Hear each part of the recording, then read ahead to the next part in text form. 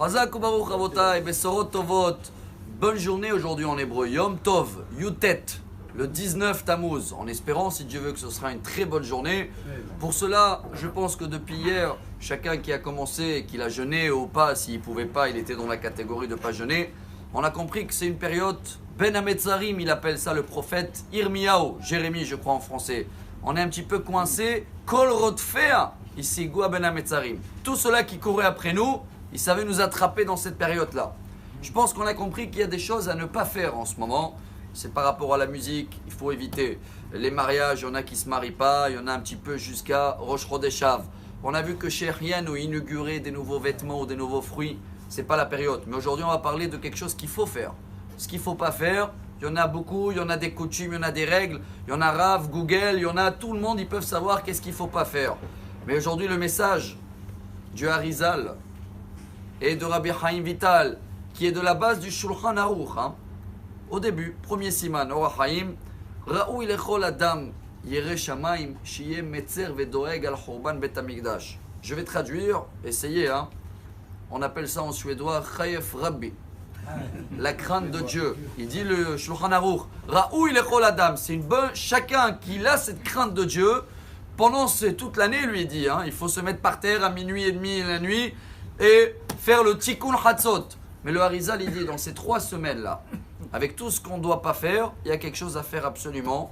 Et Rav Ovadia Yosef, dans son livre Alichot Olam, il dit que même les femmes, mesdames, ce serait très bien de le faire. À partir d'aujourd'hui, au milieu de la journée, entre le mi-journée, Hatzot Hayom, et avant le coucher de soleil, donc chacun il a un créneau horaire de 6 ou 7 heures, de se mettre par terre, même pas 5 minutes, et de faire Tikkun Rachel. C'est quoi de la base? Psaume du roi David, Teilim. Le premier, c'est le 137. Le deuxième, 79. Et on termine avec le 5e chapitre de la Lamentation, comme ça on dit en français, Echa du prophète Jérémie. Chers amis, pourquoi c'est la période?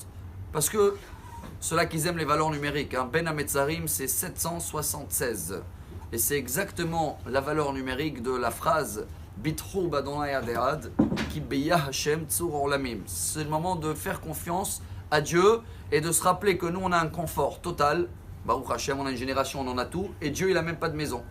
Sa résidence elle n'existe pas.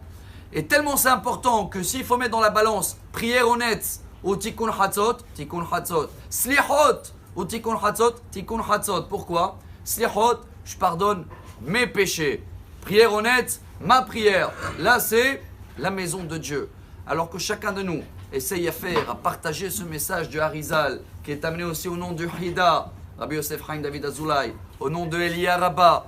Beaucoup des rabbins insistent que pendant ces 3 semaines, on va essayer de prendre ces 5 minutes au milieu de la journée, faire ces Teilim comme on a dit, 137, 79 et 5e de Lamentation. Et comme ça, Bezrat Hashem, cette période-là va bien se passer et on va avoir très vite la résidence de Dieu. Bimera Beyamenu. Amen. Bonne journée. Amar Rabbi Elazar. Amar Rabbi